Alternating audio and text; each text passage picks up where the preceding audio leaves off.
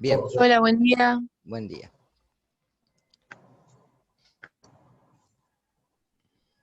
¿Vos tenés cambio de pimiento aquí?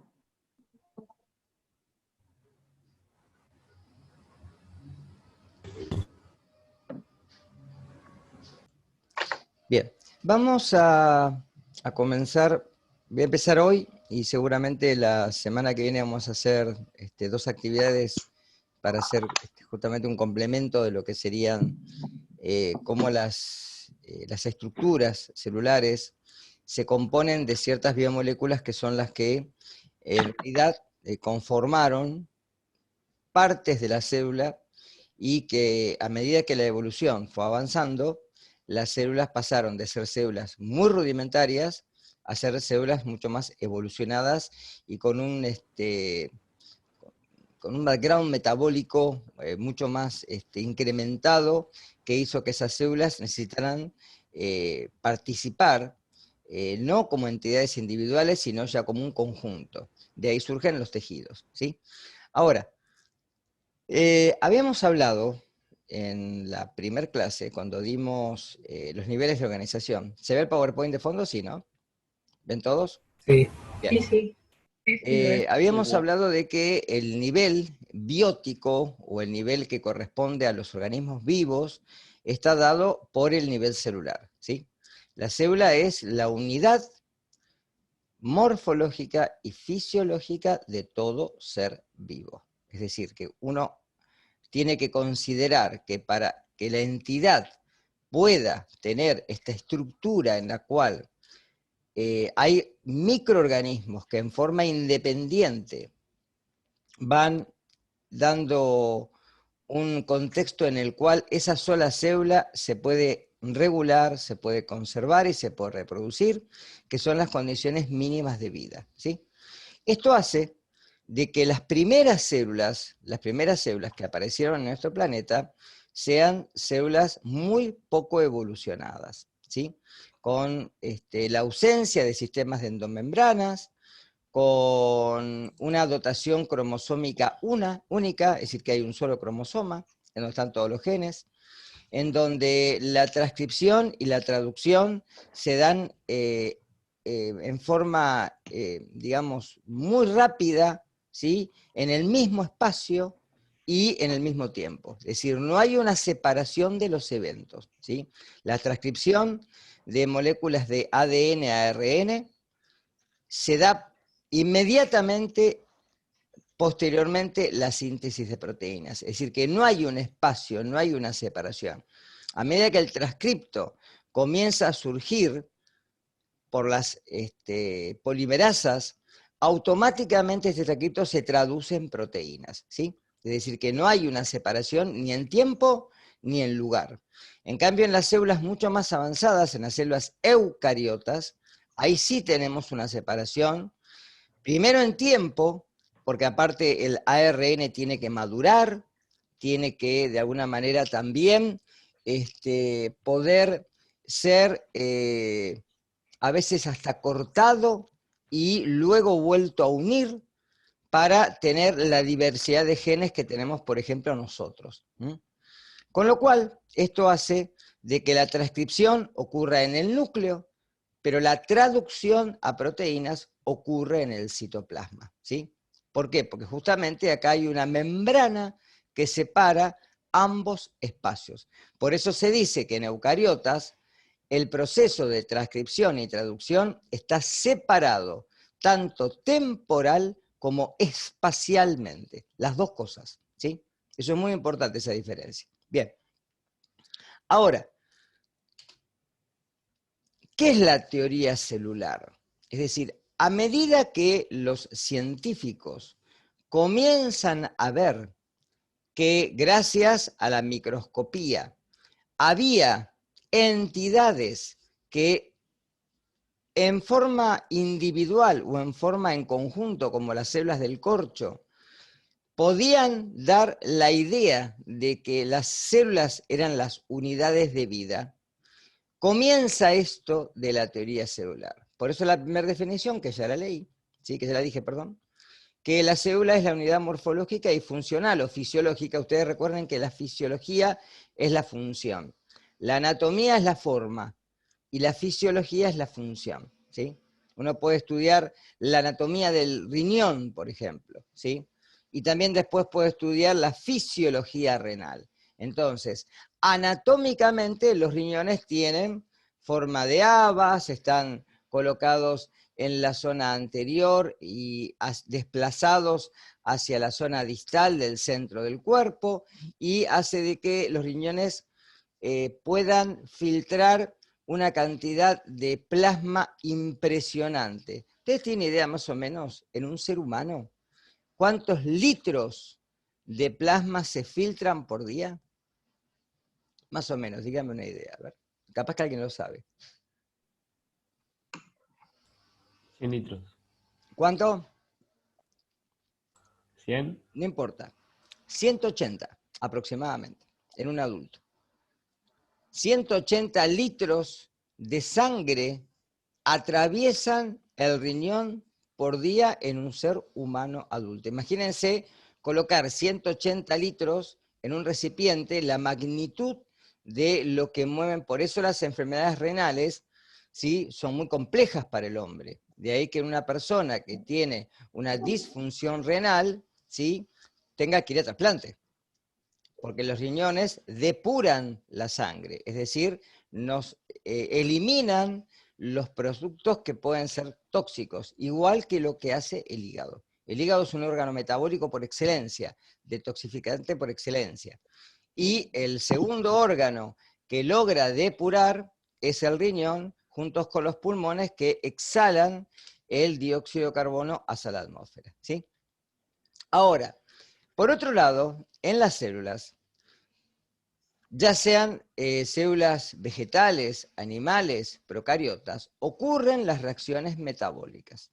Las células son justo los lugares donde la materia, ¿sí?, que proviene del exterior se puede utilizar, o en las células vegetales, en donde justamente a través de la energía lumínica del sol, que es captada por esos fotorreceptores que contiene la clorofila, logran tomar esa energía y por un salto electrónico pueden generar materia orgánica. De ahí que las plantas se consideran organismos autótrofos. ¿Qué quiere decir autótrofo?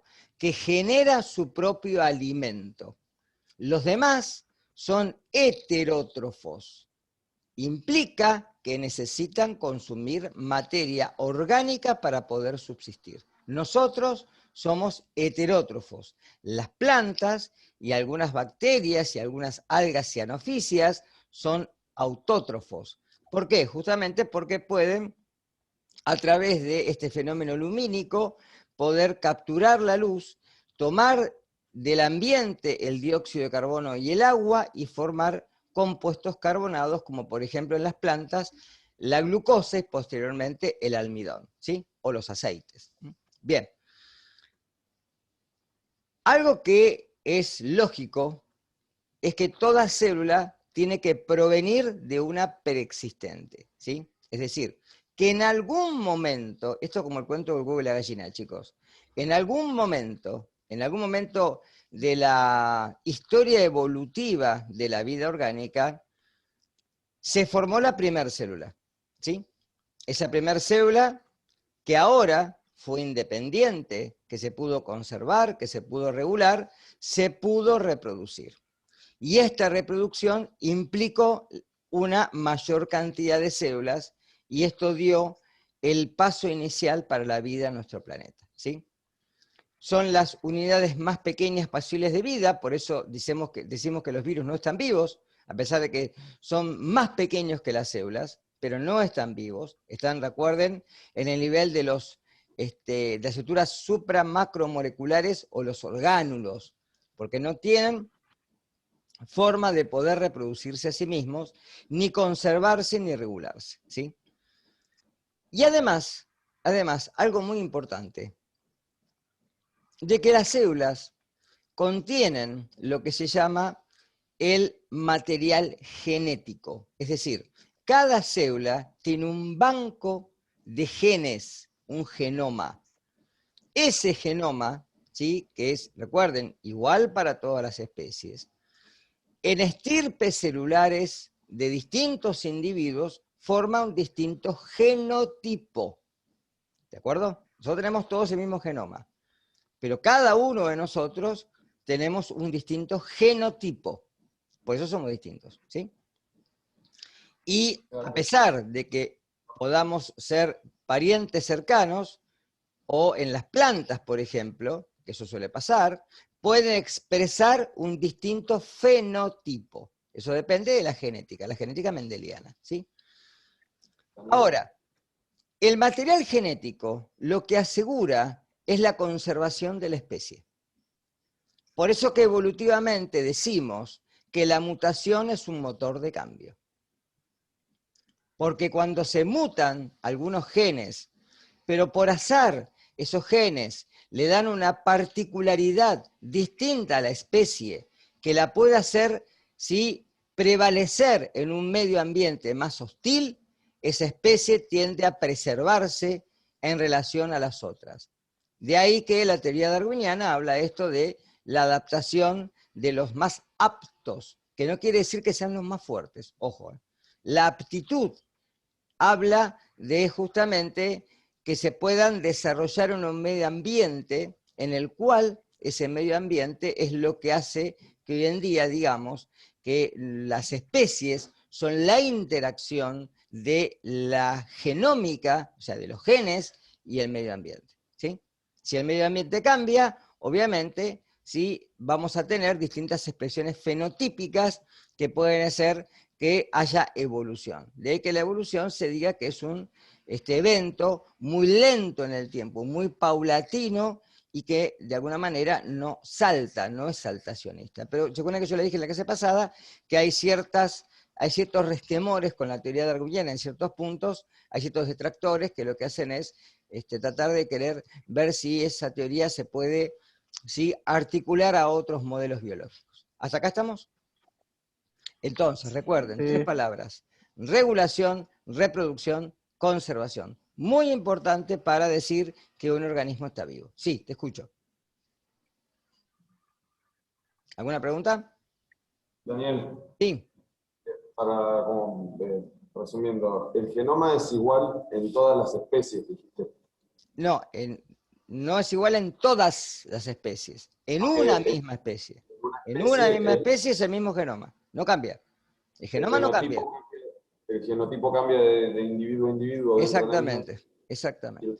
Y el fenotipo son las características de ese individuo en particular. Las que muestra. ¿A qué muestra? Las que muestra. ¿Por qué las muestra?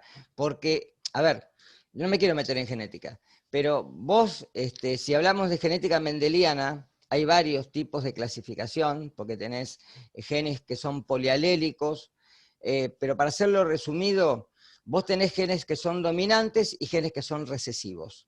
Los genes dominantes son los que siempre se expresan. Los genes recesivos se expresan únicamente cuando están solos, ¿sí?, cuando están en pares. Con lo cual, el fenotipo es la manifestación morfológica de los genes. Es lo que Mendel vio cuando hizo las cruzas de plantas de guisantes y vio que, por ejemplo, plantas que tenían el tallo alto y otras que tenían el tallo enano, cuando las cruzaba entre sí, la primera generación todas tenían tallo alto y en la segunda generación aparecían 3 plantas de tallo alto y una de tallo enano. O sea, volvía a aparecer el carácter recesivo, ¿sí? Esto implica de que nuestros genes se manifiestan en un fenómeno que es el fenotipo, que es lo que mostramos, ¿sí? Ahora, hay algunos que son poligénicos, porque por ejemplo el color de pelo, el color de los ojos, no depende de un solo gen, depende de la combinación de varios. Por ejemplo, los grupos sanguíneos, el grupo ABO es un gen trialélico, son 3 alelos que manifiestan el grupo que vas a tener vos. ¿Se entiende esto? ¿Está claro? Pero el genoma nuestro es totalmente igual para todos, el genoma, porque somos la especie. Entonces, como especie compartimos un mismo acervo génico. Todos tenemos el gen de la insulina, todos tenemos el gen de la pigmentación de los ojos, todos tenemos los genes que nos forman, por ejemplo, la molécula de hemoglobina, todos, ¿sí? Después hay ciertas, ¿sí?, falencias, enfermedades genéticas, por ejemplo, como si, qué sé yo, no sé, para decirte ahora, que pueden ser muy puntuales, como la fibrosis quística, o puede ser malformaciones genéticas como, por ejemplo, cuando hay pares de cromosomas o un cromosoma además, como por ejemplo el síndrome de Down. ¿Tá? Entonces, eso hace de que el fenotipo sea distinto. ¿Queda claro? Pero el genoma es el mismo, no cambia. ¿Sí? Y el genotipo es particular de cada individuo, salvo, como yo les dije, en los gemelos univitelinos, porque es una célula que se fragmenta en dos, y en vez de seguir juntas, crecen por separado. Forman dos embriones distintos, ¿sí? Distintos, iguales, perdón, ¿sí? En el mismo vitelo, en la misma placenta. Cuando son mellizos, hay más de una placenta, o trillizos, o lo que sea. ¿Quedó claro eso? ¿Seguro? Bien.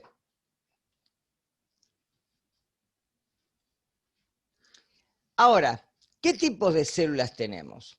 A grandes rasgos, podemos dividir, para hacer una clasificación, en células procariotas y células eucariotas. ¿Qué quiere decir procariota? Carión es núcleo, y pro es antes, o sin, si lo quieren ver, ¿sí? Es decir, antes que apareciera o sin núcleo. No tiene membrana nuclear, ¿sí? ¿De acuerdo? No tiene membrana nuclear. En cambio, en las células eucariotas, eu quiere decir verdadero. De ahí que sean células que tengan núcleo, que tengan una membrana que separa, y esto es muy importante, el material genético del citoplasma. De ahí que los eventos que se dan de la replicación y la transcripción, la replicación es cuando el ADN se duplica, de ahí que se forma una réplica exactamente igual. Y la transcripción es de moléculas de ADN a moléculas de ARN. ¿Sí? Cambian los nucleótidos nada más, pero seguimos en el territorio de los ácidos nucleicos. Esto se da en el núcleo celular, únicamente. En cambio, la traducción en el citoplasma, sí. ¿Podría repetirlo eucariota, por favor? Sí, en las células eucariotas, eu es verdadero. De ahí que tienen un verdadero núcleo. Y los eventos de replicación del ADN y transcripción a moléculas de ARN se dan únicamente en el núcleo celular. Profe, ¿puede ser que esto lo hayamos visto ya en el módulo que leímos ayer? ¿O? Sí, puede ser. Leído, sí. Bien. Ahora lo estoy explicando. La lectura, sí. Pero ahora estoy dando la explicación.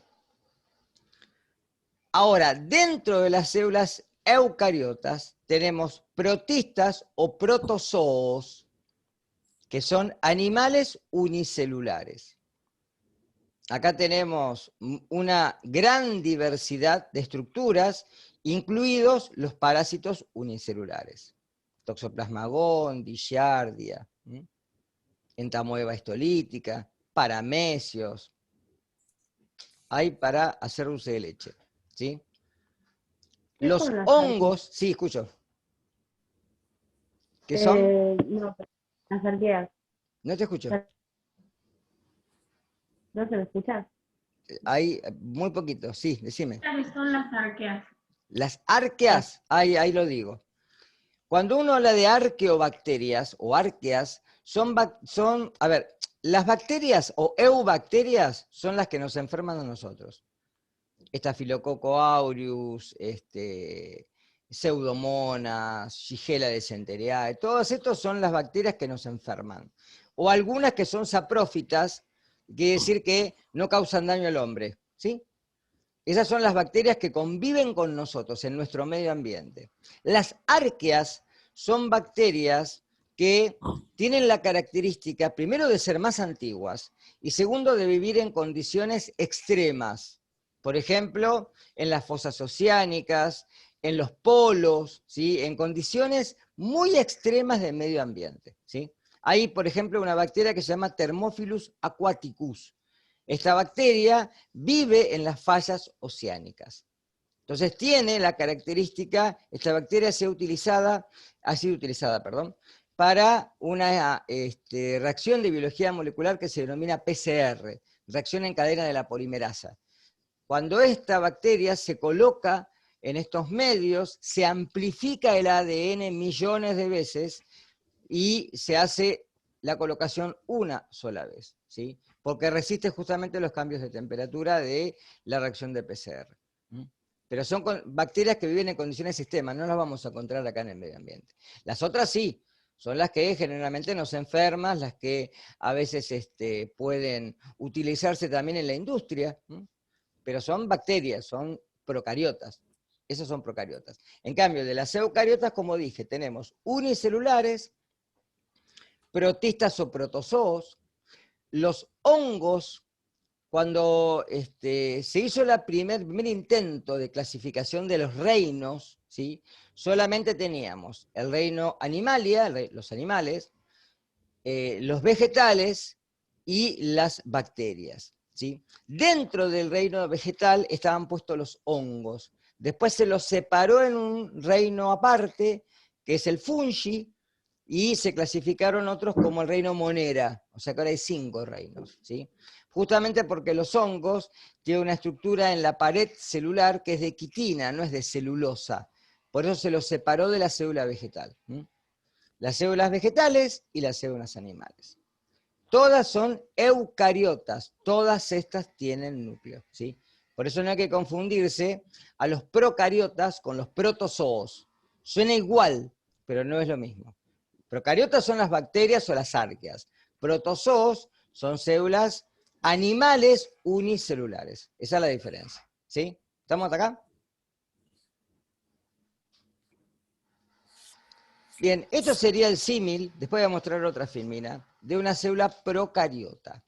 Fíjense una cosa, la célula se está dividiendo, obviamente, son 2 células, ¿sí? La célula contiene muy pocas estructuras, ¿sí? Rudimentariamente tienen una pared celular que está formada por un polisacárido denominado mureína o péptidoglicano, que está unido por el entrelazamiento de azúcares y aminoácidos, tetrapéptidos, y dependiendo de la pared, ¿sí? Hay células que son gram positivas y otras que son gram negativas, que es una clasificación de tinción que la descubrió este científico llamado Gram, por eso va con mayúscula Gram, ¿sí? Y que taxonómicamente las divide en 2, gram positivas o gram negativas, dependiendo cómo actúa el colorante, ¿sí? Luego de la pared continúa la membrana plasmática, que es propia de cualquier célula. Todas las células tienen que tener membrana. Y por dentro tenemos el citoplasma, que acá no figura en la filmina, pero tenemos un citoplasma. Citoplasma es la parte líquida en donde están disueltos generalmente todos los componentes que necesita la célula, como iones, azúcares, lípidos, aminoácidos, proteínas, etc. Todo esto está disuelto en el citoplasma, ¿sí? Por eso es una matriz, ¿sí? Geloide, porque no es agua solamente, gran parte es agua, el 65 al 70% es agua, ¿sí? Ustedes fíjense que nosotros tenemos un 65, un 70% de la masa nuestra es agua. Y la mayor parte es agua intracelular, ¿sí? Y por dentro, como estructuras, ¿sí? Organulares, tenemos a los ribosomas. Los ribosomas son las unidades que se encargan de la síntesis de proteínas, ¿sí? Hay, por ejemplo, antibióticos. ¿Saben para qué sirven los antibióticos? Si yo, por ejemplo, como médico le receto a un paciente un antibiótico, ¿para qué sirve? ¿Qué es lo que va a hacer? Yo creo que ¿no es para aumentar los anticuerpos? No. ¿Algo así? antibiótico. Fíjense la palabra lo que dice, antibiótico. O sea, ¿qué es lo que va a matar? Bacterias. Lo que tiene vida. Bacterias, Muy bien. únicamente. ¿Está? Únicamente. Si tengo una infección viral y tomo un antibiótico no me sirve para nada. Ahora, si la infección viral me provocó una infección como una neumonía bacteriana, ahí sí está indicado el antibiótico. ¿Está claro? Por eso hay antibióticos, antivirales, antirretrovirales, antifúngicos para hongos, antiparasitarios para parásitos. ¿Está claro esto? Ahora, ¿por qué venía con los antibióticos? Muchos de los antibióticos, la droga lo que hace es, por ejemplo, interrumpir la síntesis de proteínas en las bacterias. Con lo cual, si yo a una bacteria le interrumpo la síntesis de proteínas, la condeno a la muerte. ¿Está claro? ¿Se entiende eso? Porque al no poder sintetizar enzimas y proteínas propias, la bacteria sucumbe. ¿Sí? Ven un cachito, voy a... Un minuto.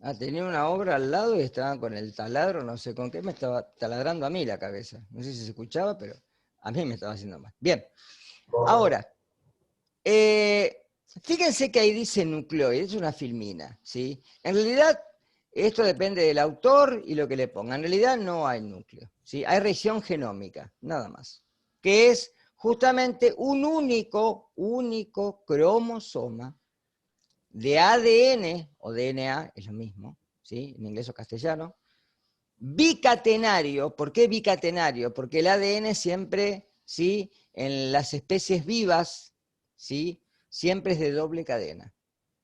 ¿Por qué digo esto? Porque los virus, hay virus de ADN de cadena simple, pero como dijimos que no están vivos, no nos importa eso, ¿sí? Siempre en las especies que consideramos como organismos vivos, el ADN es de doble cadena, es bicatenario. Eso quiere decir doble cadena. Es una hélice conformada por dos cadenas en sentido antiparalelo y complementario. Esto ya lo van a ver después cuando empiecen con la parte de anatomía y etcétera, y en fisiología lo van a volver a ver. Pero el ADN siempre es de doble cadena, siempre. Y en las bacterias es uno solito, nada más, circular, ¿sí? Como si fuera un anillo, igual. Después tienen otras estructuras las bacterias, como por ejemplo los mesosomas, que no está ahí, es donde se ancla generalmente el ADN cuando se divide la célula por fisión binaria, y donde se encuentran las enzimas responsables de la respiración celular. Porque en las bacterias no hay mitocondrias, pero sí hay respiración.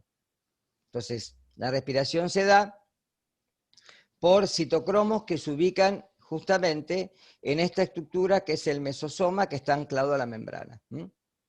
También puede haber flagelos para locomoción, pilis para adhesión, etc. Varias estructuras. Pero son células, fíjense, muy rudimentarias. No tienen sistemas de endomembranas, muy importante eso. Carecen de sistemas de endomembranas. La única membrana que tienen es la plasmática, nada más. O citoplasmática, que es lo mismo. Bien, miren la diferencia con una célula eucariota, ¿sí? Una célula eucariota ya tiene la membrana plasmática, que dijimos que es la que la delimita y que la hace individual. Es la que, de alguna manera, hace de que la célula tenga integridad. ¿Por qué digo esto? Porque si la membrana se rompe, la célula entra en proceso de necrosis. ¿De acuerdo? Es lo mismo necrosis que apoptosis. ¿Han escuchado ese término? Las dos son muertes celulares. Sí, pero una es programada y la otra no. Exactamente. La apoptosis es una muerte celular programada. Hay células que tienen un reloj, ¿sí?, en el cual se le indica a esa célula cuando tiene que sucumbir y darle paso a una célula nueva, ¿está? En los tejidos. Células sanguíneas, por ejemplo, los glóbulos rojos, ¿sí? 120 días, los glóbulos rojos tienen que renovarse constantemente. En cambio, la necrosis es la muerte celular por eventos externos, internos de la célula, pero que no son programados. ¿Está clara la diferencia? Bien. La apóptesis se llamaba. Apoptosis, sí. ¿Quién no la tiene? La Lucy también. Muerte celular programada. Bien. El profe tiene como 70 años, no sé cómo. ¿Eh? No escucho. Bien. ¿Alguien tiene el micrófono abierto y está hablando? Somos 100 en la clase. ¿Eh? Profe, ¿puede repetir lo de membrana celular? La membrana celular es la que le da integridad a la célula. Es decir, es la que constituye un espacio en el cual separa el espacio intracelular del extracelular, que van a ser distintos. ¿Sí? Composición de iones, composición del medio, estructuras, etc. Es la que le da justamente la protección del medio externo, la separa constantemente. Es más, fíjense que las células tienen lo que se llama inhibición por contacto. Una célula se divide ¿hasta cuándo? Hasta que se forman los tejidos, y esos tejidos tienen consistencia. Por eso se detiene la proliferación celular. ¿Salvo en dónde? En las células cancerosas. En las células cancerosas, lamentablemente, como no hay un freno en el ciclo celular, la masa celular tiende a aumentar, y se forman los tumores. ¿Está claro?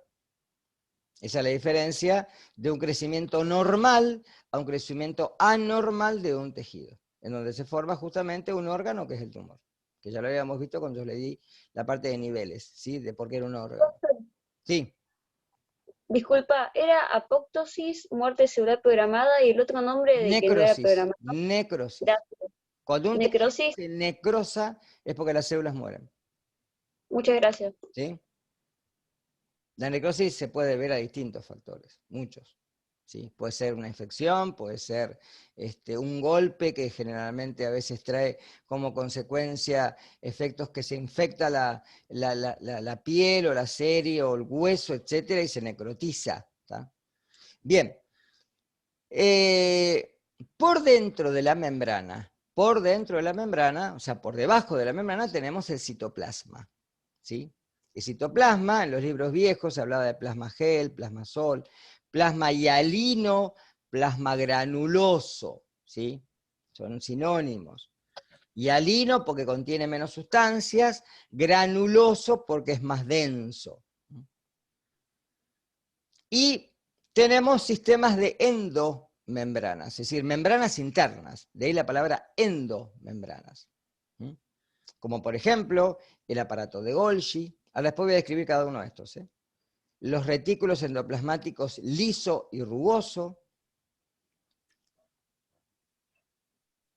peroxisomas, lisosomas, mitocondrias y el núcleo. Todos sistemas membranosos internos. En el caso de las mitocondrias, después me voy a tener un poquito, son muy particulares. ¿Sí? Lo mismo que pasa con el núcleo. Ahora voy a describir cada uno de estos. Los ribosomas pueden estar anclados al retículo endoplasmático rugoso, o sea, pegados al mismo, o pueden estar libres en el citoplasma. Y dentro del núcleo tenemos lo que se llama cromatina, que es el ADN total descondensado, suelto. Por eso los cromosomas se ven únicamente cuando la célula se está dividiendo. Si no, la cromatina está laxa. Por una cuestión de que se tiene que transcribir. Entonces, los cromosomas están altamente empaquetados. Sería perder tiempo desempaquetar para poder hacer una transcripción y volver a empaquetar de vuelta. Entonces, cuando la célula está en lo que se llama la interfase, ¿sí? Que es la mayor parte de la vida celular, donde la célula crece y se desarrolla hasta el momento de la reproducción celular, donde se forman dos células a partir de una, hasta ese momento la cromatina está laxa, está libre en el citoplasma, en el nucleoplasma, perdón. Nucleoplasma. Después las células pueden tener 1 o 2 nucleolos, que son lugares específicos en donde se sintetiza un tipo de ARN especial que es el nucleolar, que es el preexistente al ARN ribosomal, o ribosómico, que es lo mismo. Ahora me voy a detener un poquito más en esto, ¿sí? Bien. Y los centríolos, me olvidé, que únicamente los centríolos están en las células animales, no están en las vegetales. Y miren una célula vegetal. Diferencia fundamental con una célula animal, la célula vegetal tiene pared. Es decir, antes de la membrana, si voy de afuera hacia adentro, hay una pared que está conformada por un polisacárido denominado celulosa, que está formado por unidades de glucosa, ¿sí? Esta es una estructura que le da justamente la consistencia a la célula, y además dentro tenemos una vacuola, ¿la ven ahí? Que la vacuola es un lugar en donde se almacena una cantidad de agua importante para la célula vegetal y hace de que el vegetal sí mantenga las hojas, por ejemplo, turgentes. Cuando la planta se marchita, por ejemplo, porque pierde agua, ¿sí? O porque no la regamos, ¿sí? La hoja comienza a perder consistencia. Eso es porque las células comienzan a morir, la vacuola se deshidrata y eso hace de que la célula muera. Luego tenemos también el aparato de Golgi, tenemos el citoesqueleto igual que en la célula animal, tenemos mitocondrias, ¿sí? Y aparecen orgánulos muy similares a las mitocondrias denominados cloroplastos. También hay amiloplastos, leucoplastos. ¿Sí? La palabra plasto, plástido, viene de la organela que forma justamente una estructura donde almacenan sustancias, ¿sí? Hay núcleo, igual que en la célula animal, también tiene retículo endoplasmático liso y rugoso, pero carecen de centríolos, muy importante, carecen de centríolos, ¿sí? Después son similares. Bien, membrana citoplasmática, o membrana celular, como la quieran llamar. Uno podría pensar que la membrana es algo estanco, ¿sí? Hay una teoría, la del mosaico fluido de Sanger, que demuestra que la membrana plasmática es un lugar de un movimiento constante, en donde los fosfolípidos, ¿los ven acá? Los fosfolípidos, que forman ambas caras de la membrana, ya que es una bicapa fosfolipídica, ¿sí?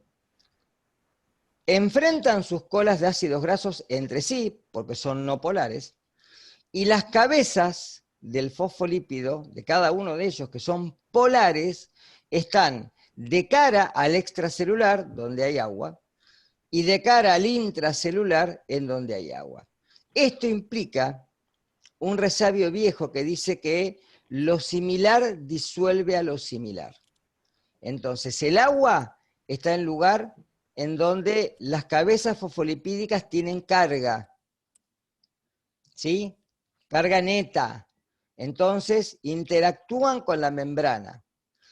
En cambio, las colas de ácidos grasos, que son hidrofóbicas, ¿sabe qué quiere decir hidrofóbico? ¿Se acuerdan cuando se decía que los perros tenían rabia? El agua.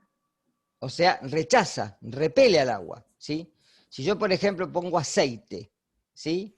Y le tiro agua arriba, ¿qué pasa? No se mezcla. No se mezcla. ¿Y dónde queda el aceite? ¿Abajo o arriba? Arriba.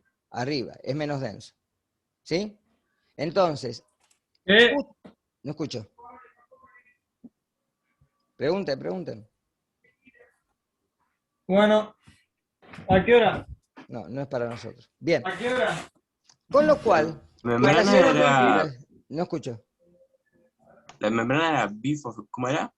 Es una bicapa, porque tiene dos. Bueno. fosfolipídica, porque tiene Gracias. fosfolípidos, ¿sí?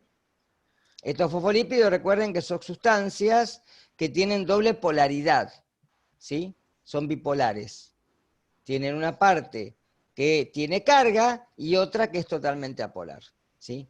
Es más, las células tienen carga, tienen potencial de membrana. Esto lo van a ver después cuando vean la parte de fisiología, cuando vean impulso nervioso, por ejemplo, ¿está? O cuando vean contracción muscular. Por eso es muy importante.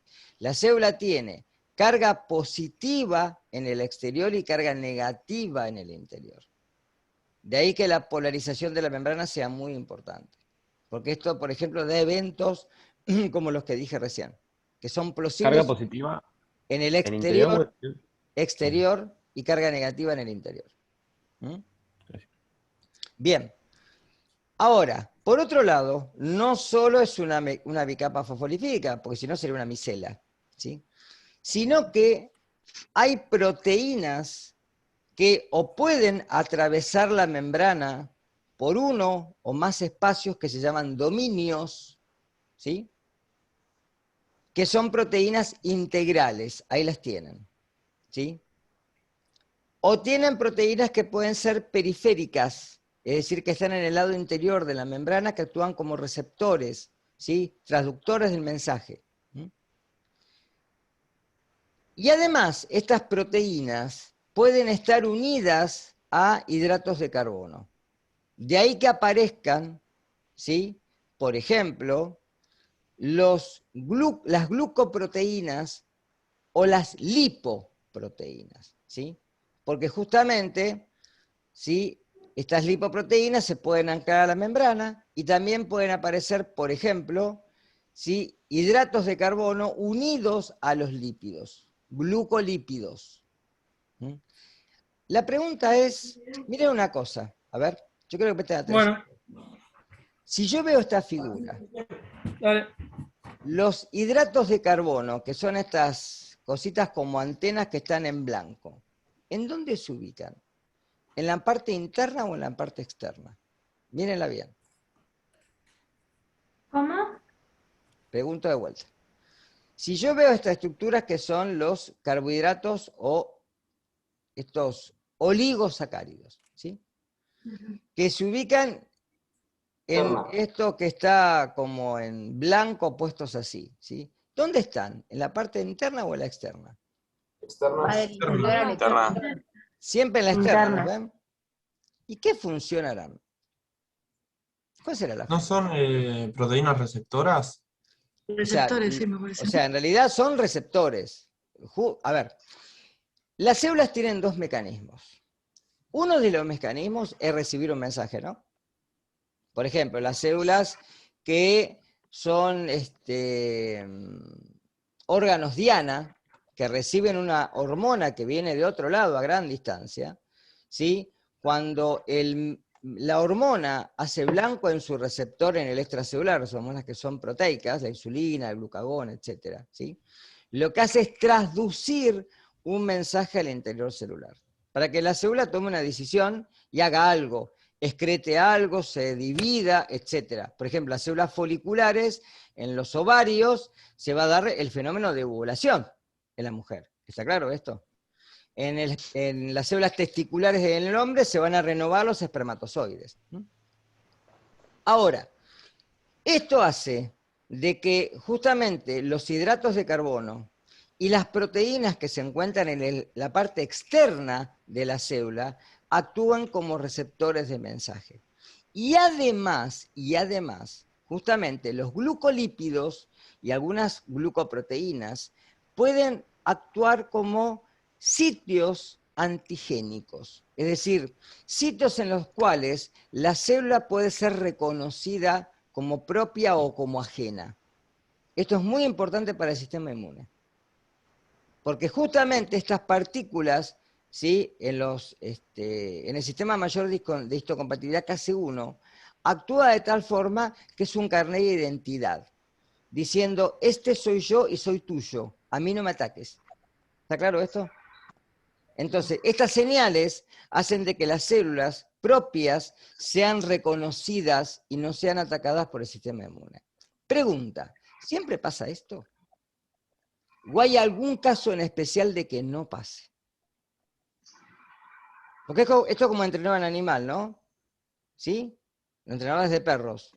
Entonces lo entreno de tal forma de que sé que a mí, que soy el adiestrador, no me va a atacar. ¿Está claro? Porque me reconoce. Al resto sí lo va a tocar, a mí no. Las células lo que hacen es reconocer, ¿sí? Las células de la inmunidad reconocen a las células propias, se las presentan y no las atacan, ¿sí? ¿Siempre pasa eso? ¿O hay algún evento en el cual no pase? ¿Que nos ataquen? No sé. Supongo que no, si no, no nos enfermaríamos. Pero, ¿qué tipo de enfermedad pasa esto? ¿Han escuchado hablar algo? Que está muy en boga. ¿Autoinmunes? Las autoinmunes, exactamente. Son enfermedades en el cual justamente el sistema inmune no reconoce células propias y las ataca. ¿Está claro eso? ¿Sí? Pero normalmente eso no debería de pasar. No pasa. ¿Sí? Son eventos en los cuales, justamente por ciertas causas, por agentes virales, etcétera, las células no son reconocidas como propias y son atacadas. ¿Está claro esto? ¿Sí? Pero esto garantiza, estas estructuras fuera de la célula garantizan esto, de que las células no sean atacadas, ¿sí? Que sean reconocidas como propias. Y además, el sistema de histocompatibilidad Case2 puede presentar antígenos, ¿sí? Que son fagocitados para que las células después decidan atacar a esas bacterias, ¿sí? En el caso de los endógenos, a los virus, para poder eliminar la infección, ¿sí? Es decir, todo un sistema de defensa muy, muy delicado, perfectamente montado, que nos defiende de los agentes externos, ¿tá? Pero radica fundamentalmente en estas moléculas, ¿sí? ¿Está claro hasta acá? Bien. También las proteínas actúan como canales, es decir, sitios de paso de ciertas sustancias. ¿Por qué? Porque justamente la membrana tiene una región apolar muy importante. Y por definición, todo lo que es polar no entra libremente. Necesita alguna forma de pasaje, que pueden ser canales, pueden ser carriers, pueden ser bombas, si se encuentra el gradiente. Y esto habla de justamente la difusión facilitada, si es sin gasto de energía, o el transporte por bombas, o transporte activo, si es en contra del gradiente, ¿sí? Y además, por otro lado, las demás sustancias, el oxígeno, el dióxido de carbono, ¿sí? Entran, difunden libremente. Los lípidos difunden libremente. Por eso las hormonas esteroideas tienen su receptor cerca del núcleo, no en la membrana. Porque atraviesan la membrana libremente. ¿El agua por dónde pasa? ¿Han escuchado hablar algo de eso? ¿El agua pasa libremente por la membrana? Es paradójico eso, ¿no? Porque el agua es polar. ¿Qué les parece? ¿Por dónde pasará el agua? Si justamente la membrana... ¿No se mueve contra gradiente? No, el agua a favor del gradiente siempre. A favor de gradiente. El agua siempre a favor, siempre. Nunca en contra. El agua se mueve a través de unas estructuras que se descubrieron hace muy pocos años, unos 10 años atrás, que se denominan acuaporinas. Cuando uno habla del fenómeno osmótico, ósmosis, ¿sí? Que no es uno de los discos de Ozzy Osbourne, ¿sí? Que tiene el mismo nombre. Esta molécula atraviesa la membrana por ciertos poros muy pequeñitos definidos, que hay una familia de proteínas que se llaman acuaporinas, ¿sí? Es una versión más nueva de lo que decían los libros viejos. Los libros viejos decían que el agua pasaba por el fenómeno osmótico. Sí, está bien, pero por algún lado tiene que pasar. Pasa por justamente las acuaporinas. Las células que necesitan más agua o más recurso hídrico, como las renales, tienen mayor cantidad de acuaporinas, ¿sí? Bien. Creo que no me comí más nada de esto. Ah, otra cosa importante. Sí, me comí. Las células animales, no las vegetales, ¿sí? Tienen como un refuerzo en la membrana, ¿sí? Que la hace más fluida, que es el colesterol. ¿Sí? La molécula de colesterol actúa en una de sus funciones, porque tiene 3 principales, ¿sí? Como un refuerzo en la membrana que le da mayor fluidez. Porque justamente los lípidos se pueden mover libremente y el colesterol ayuda a este movimiento de rotación o flip-flop, que los lípidos se pueden mover de un lado hacia el otro o de costado. Y esto hace de que la membrana justamente no sea un lugar estanco, sino algo totalmente maleable, que cambia constantemente. ¿Sí? Ese concepto les tiene que quedar. Acá lo tienen, ¿ven? Si yo tengo una membrana plasmática, tengo una capa, ¿la ven que la estoy marcando con el mouse? Otra capa. Colas de ácidos grasos, cabezas fosfolipídicas. Colas de ácidos grasos, cabezas fosfolipídicas. ¿Sí? Esto es un carbohidrato, un oligosacárido unido a una cabeza fosfolipídica. ¿Sí? Con lo cual esto es un glucolípido. Y esto es una glucoproteína, ¿lo ven? Cabeza del glucolípido, que es polar, unido justamente a una proteína que atraviesa la membrana. Fíjense que esta región es hidrofóbica, toda esta región. La región que está por afuera, extracelular, o por adentro, intracelular, tiene que ser hidrofílica, ¿sí? Las dos, porque justamente están de cara al agua. Y acá moléculas de colesterol que refuerzan justamente la membrana. ¿Sí? Así que preguntaron algo acá, en el chat. Bien.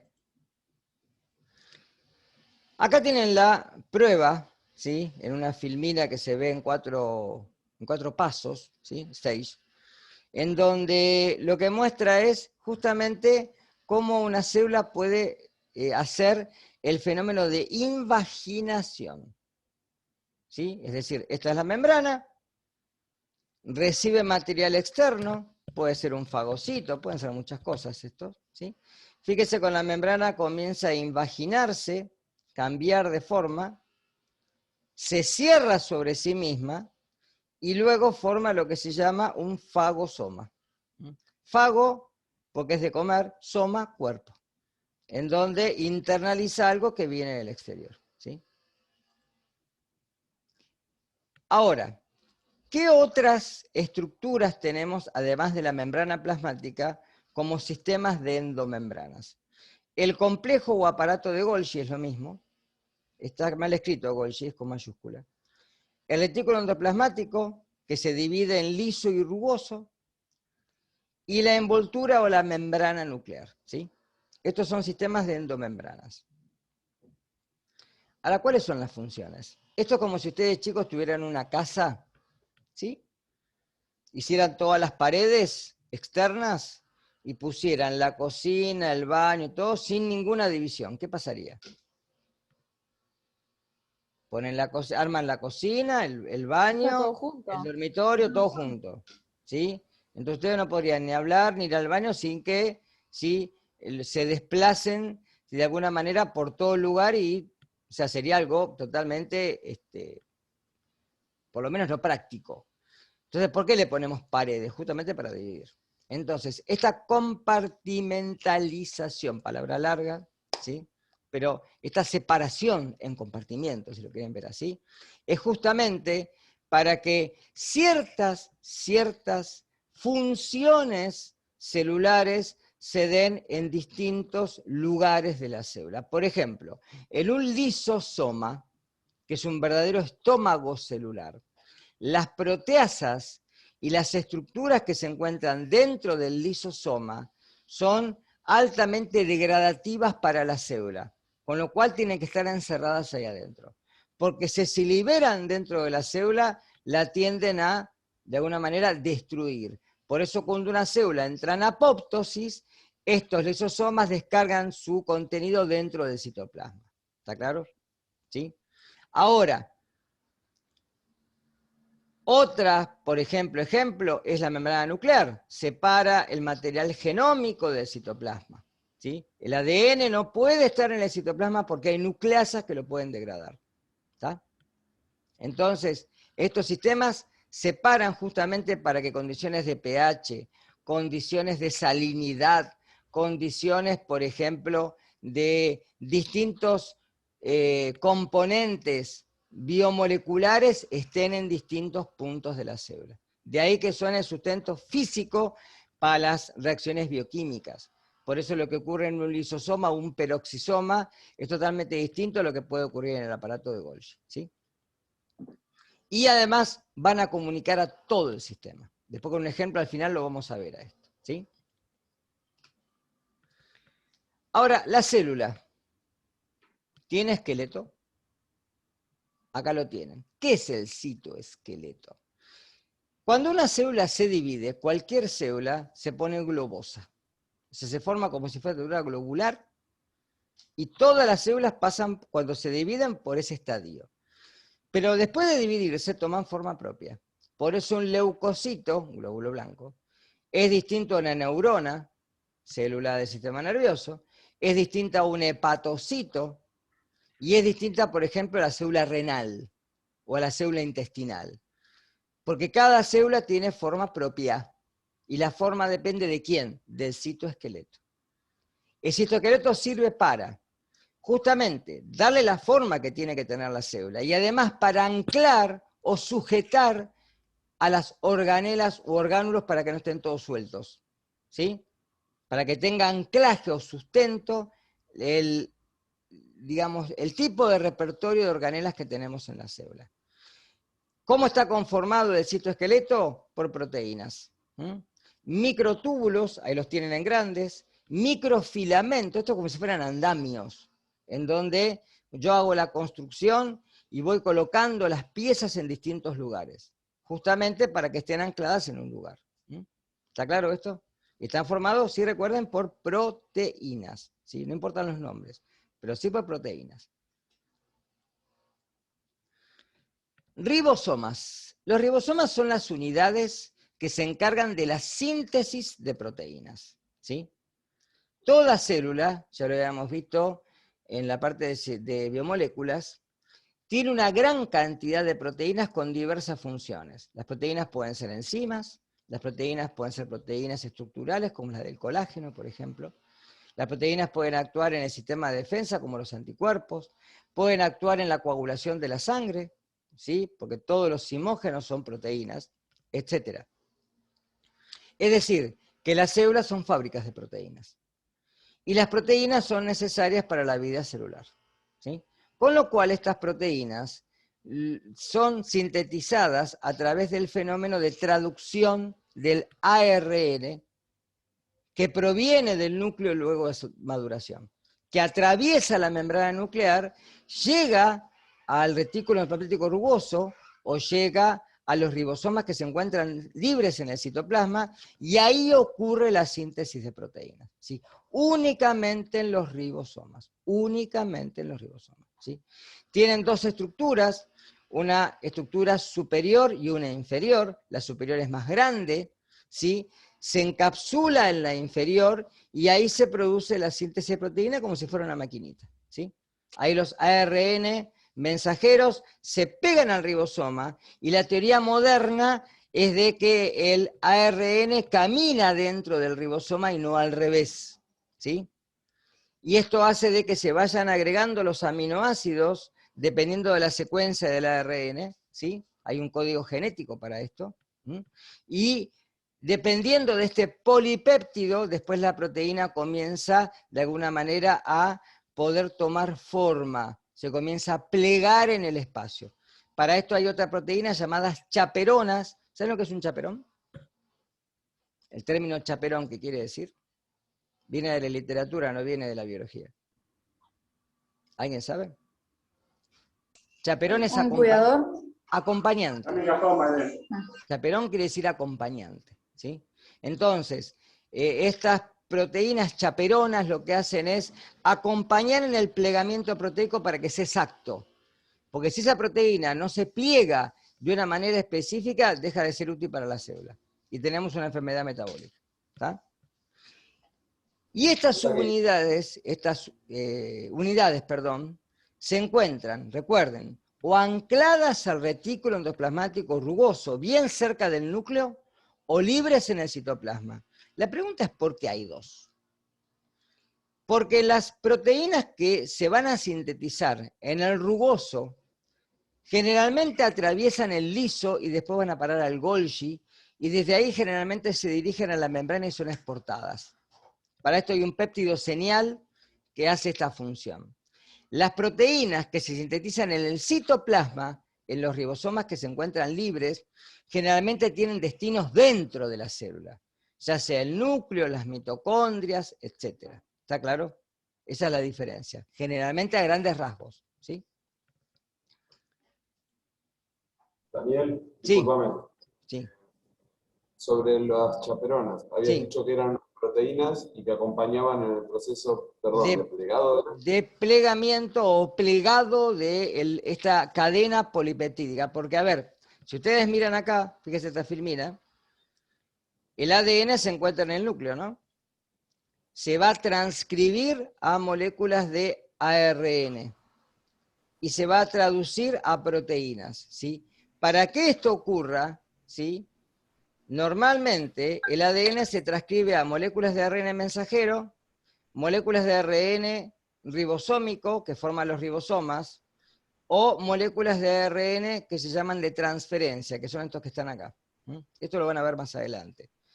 Este proceso hace de que, fíjense, esta es una célula procariota, esta es eucariota, porque justamente acá hay un núcleo, ¿lo ven? Esta es la diferencia entre una y otra. El ADN se transcribe a ARN, se procesa, por eso hay una maduración del ARN mensajero. Hay muchos ARN que no salen del núcleo, y una vez que salieron del núcleo llegan al citoplasma. Y en el citoplasma recién comienza la traducción a proteínas.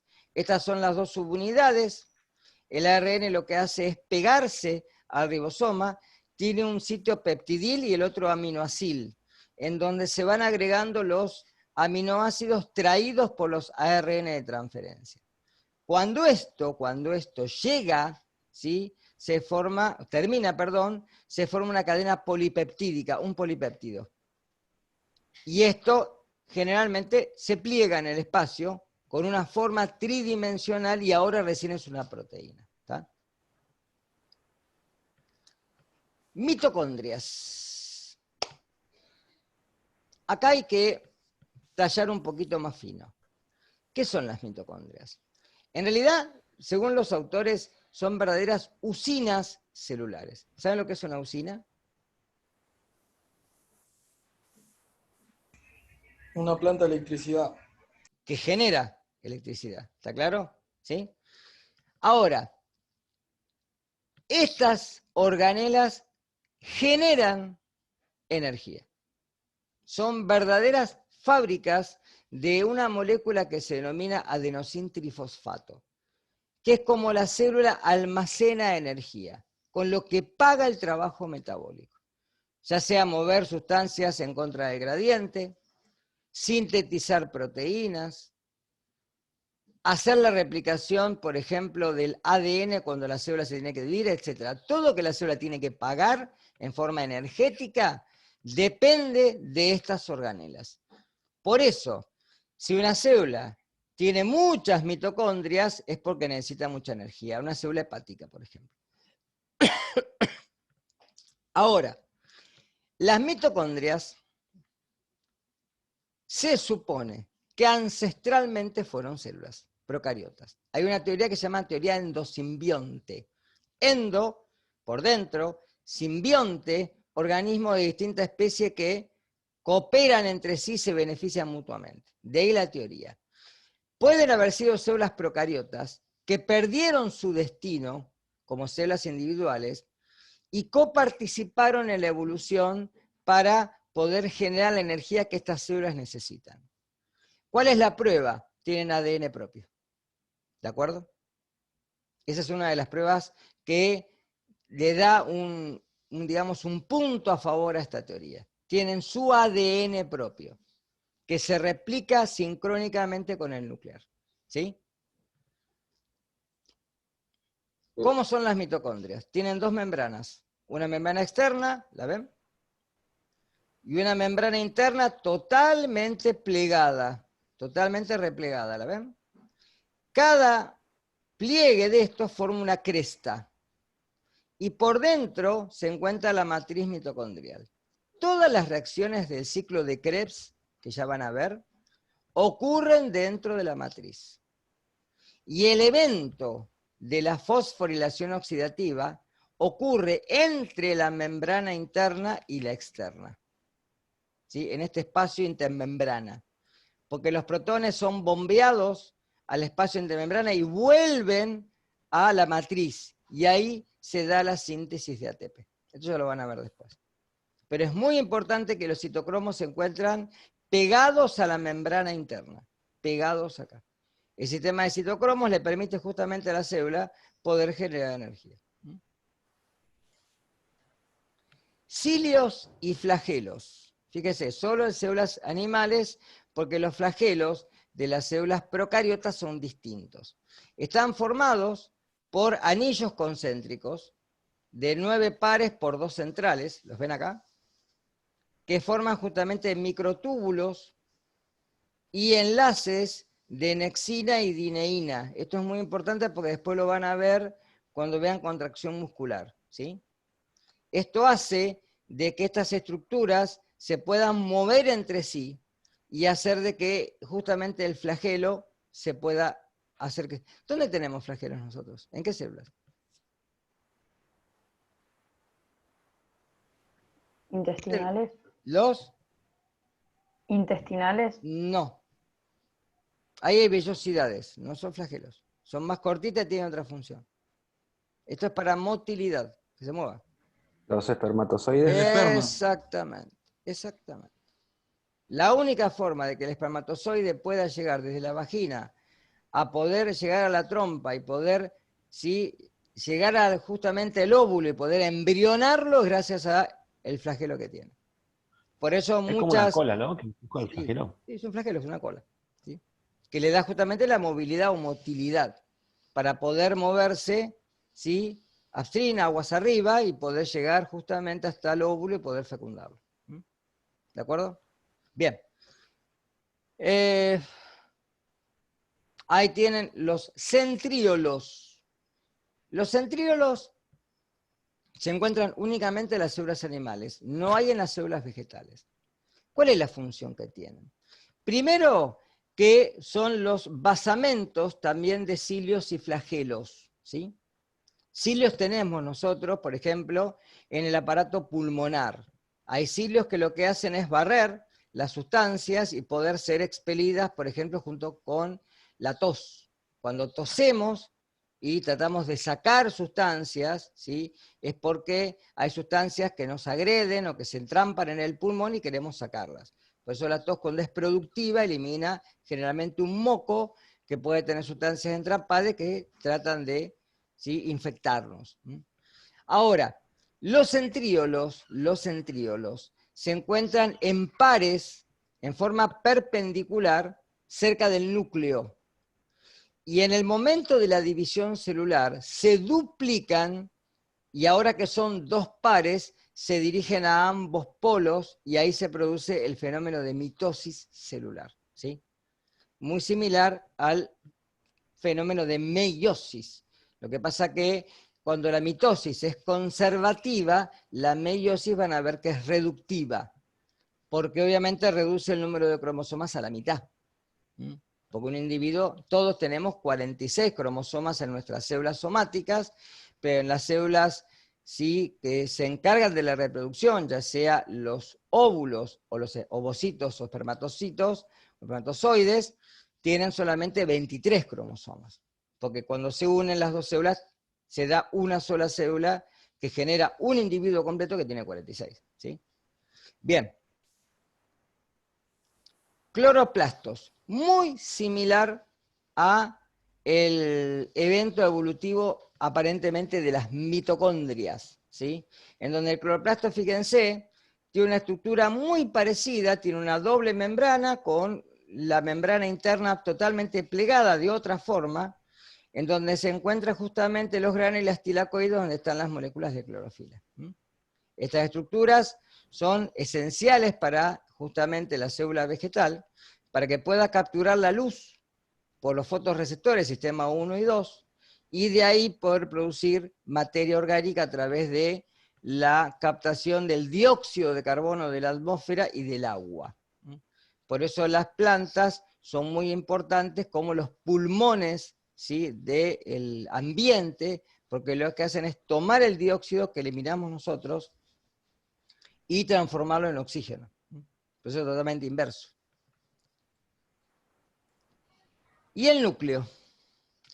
El núcleo celular tiene una membrana, pero a diferencia de la membrana citoplasmática, esta membrana tiene poros.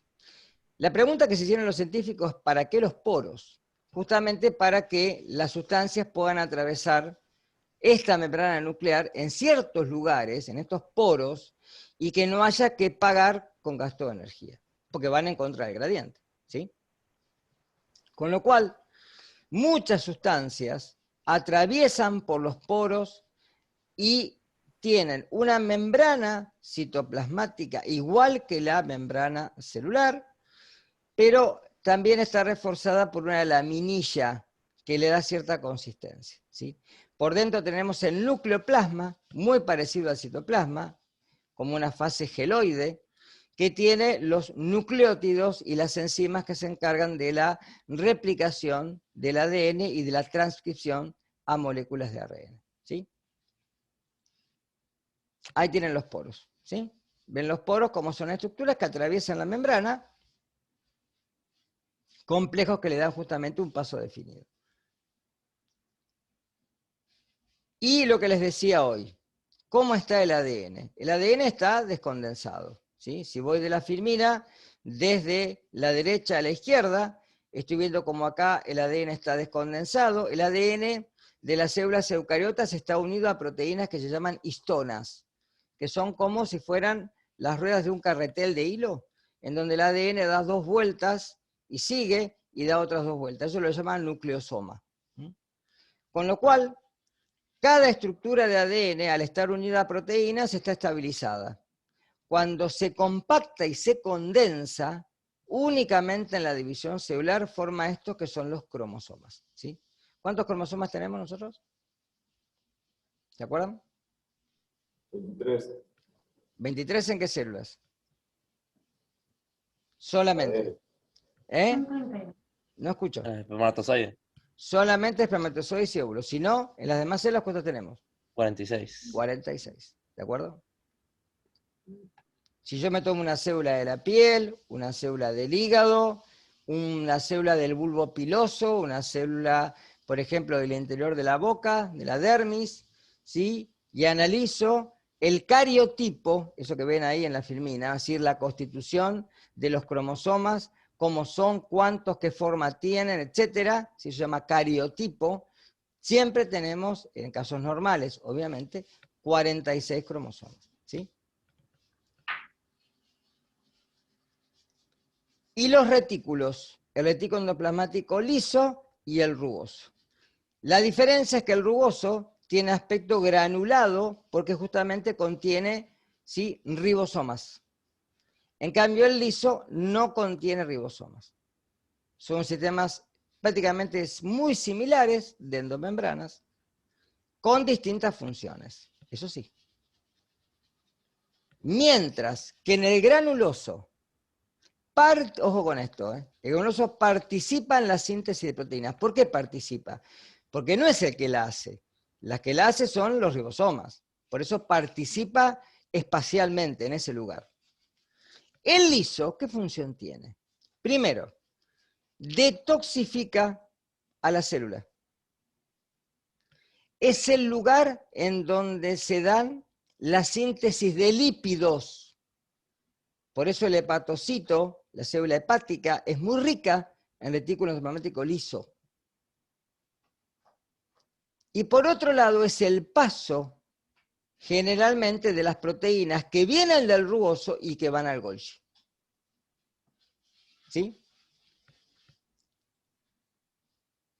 Acá tienen el aparato de Golgi. ¿Qué es el aparato de Golgi? Un sistema de endomembrana que conforma vesículas, que tiene una zona trans y una zona cis, Y las vesículas que se conforman en el Golgi pueden formar lisosomas, pueden formar peroxisomas, o pueden formar endosomas que se pegan a la membrana y que se excretan al extracelular.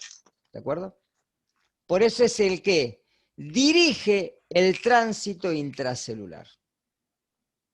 ¿De acuerdo? Es como si fuera una fábrica en la cual se empaquetan las sustancias y se redistribuyen. Por eso se dice... No te escucho.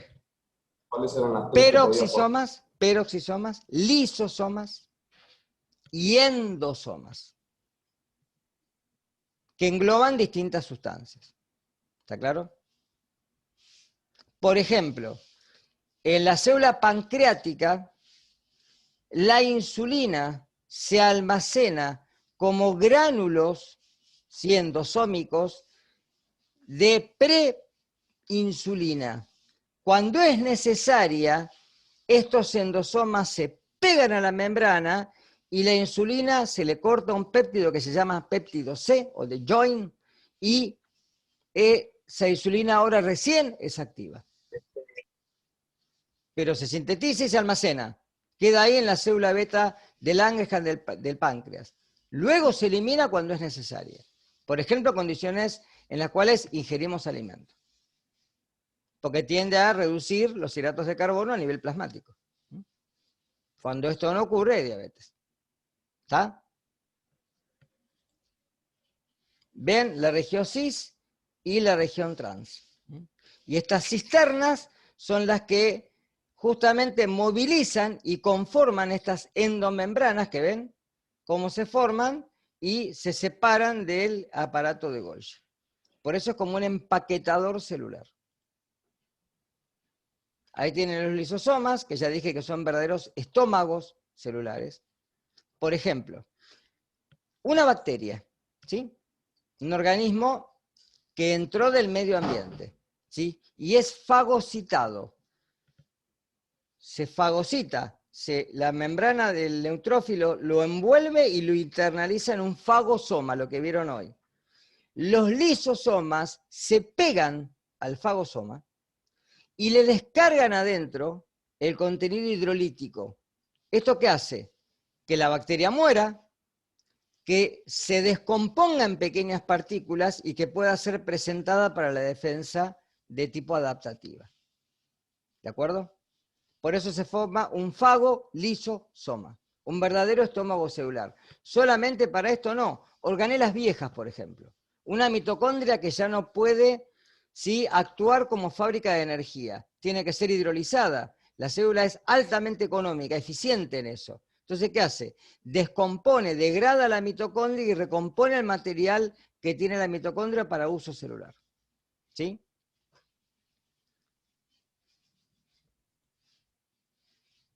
¿Pausita? ¿5 minutos? O me cansé. ¿Puede ser? Sí, pero y pico estoy hablando. Ya no me da más el... 5 minutos y estamos, ¿sí? Que me caliente un café. ¿Puede ser? Bien. Sí. Sí, obvio.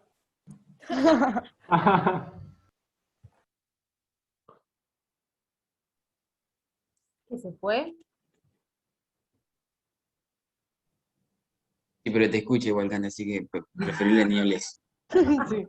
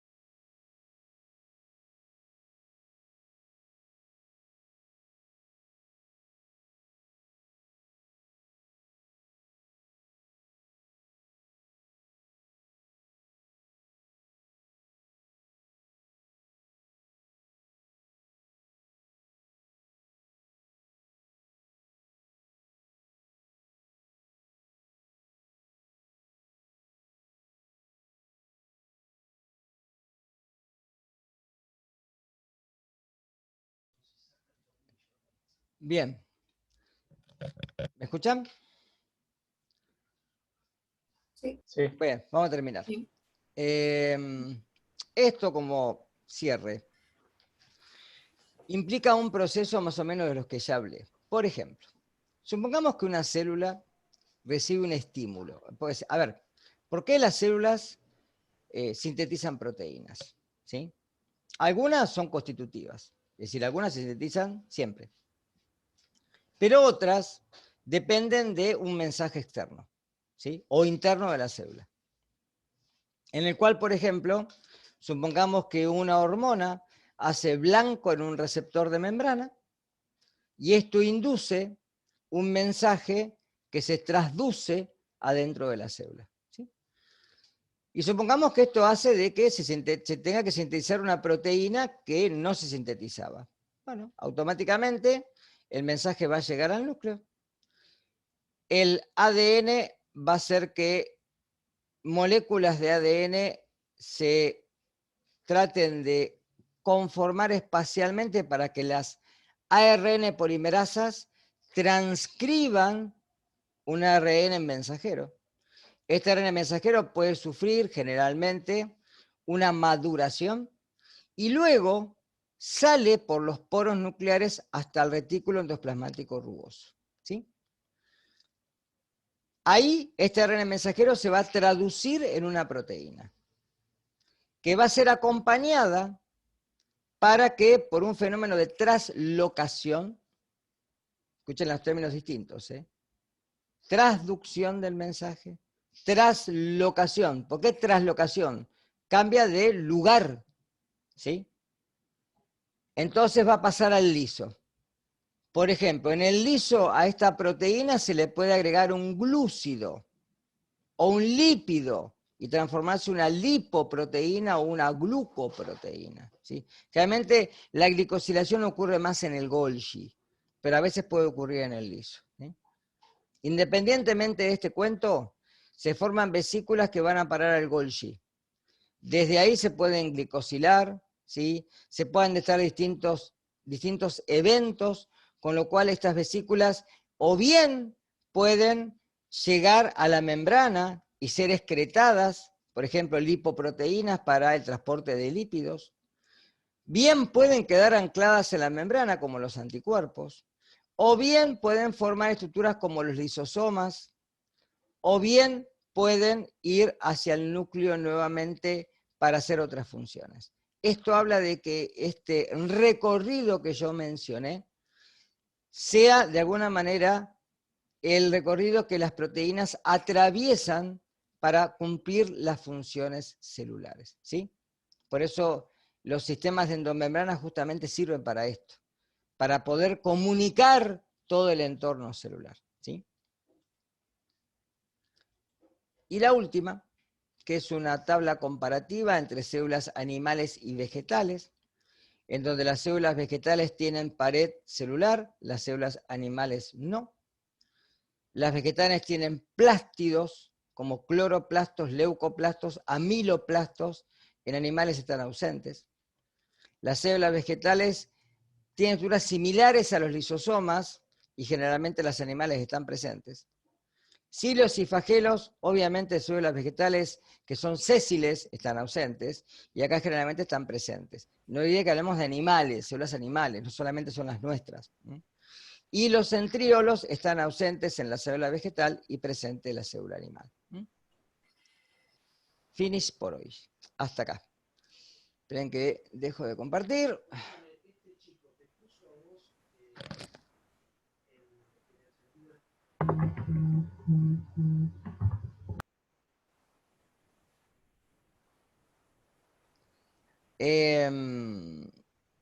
Dejé de compartir, sí. Bien. Semana que viene, que nos encontramos el martes, ¿sí? Voy a generar una actividad, ¿sí? Un mini cuestionario para cuando empecemos la clase. Así que, por favor, terminen de leer el módulo, ¿sí? Y cuando entramos, me hacen preguntas de lo que hayan leído del módulo, dudas de lo que tengan, y después hacemos la actividad, ¿sí? Después les voy a mostrar un par de videos, que los muestro todos los años, y bueno, después iremos haciendo un repaso de las cosas que ya vimos. ¿Está claro? O sea que para el martes que viene, por Perfecto. favor. Sí. ¿La Escucho. actividad es sobre el módulo, digamos, ya completo? Sí, porque ya el módulo lo pueden terminar hasta el final. Fíjense que cuando termina el módulo, ¿sí? Tiene una serie de actividades, háganlas. Las que no pueden hacer, ¿sí? O no las pueden completar, o lo que sea, las dejan para cuando nos encontremos el martes, hacer las preguntas correspondientes. ¿Está claro? ¿Sí? Ya tarea para el fin de semana. Sí, sí. ¿Sí? O sea que, Profe, escucho. lo que vimos hoy lo vas a subir a la plataforma. Después lo subo como siempre. Sí. Ahora después cuando termino, lo paso a un archivo de MP4 y lo subo a YouTube y ahí les dejo el link. ¿Sí? Profe, no aparece para poner asistencia. Hagan una cosa, escriban en el chat el apellido de ustedes y el nombre. Ahora. Que a mí ¿El me apellido quedaron- solo? Apellido y nombre. Porque puede haber García o Fernández, que hay más de uno. Está bien. Pónganlo en el chat y a mí me queda registrado. ¿Sí? Ay.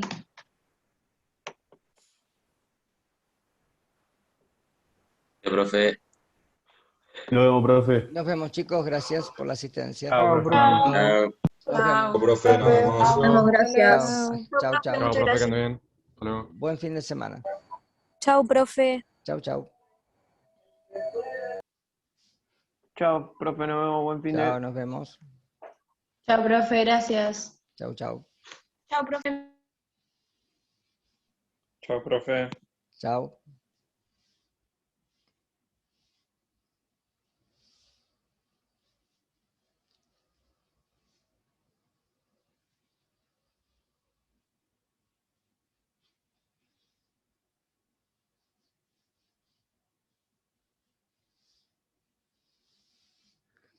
Bueno, ahí te doy bolilla, Mario.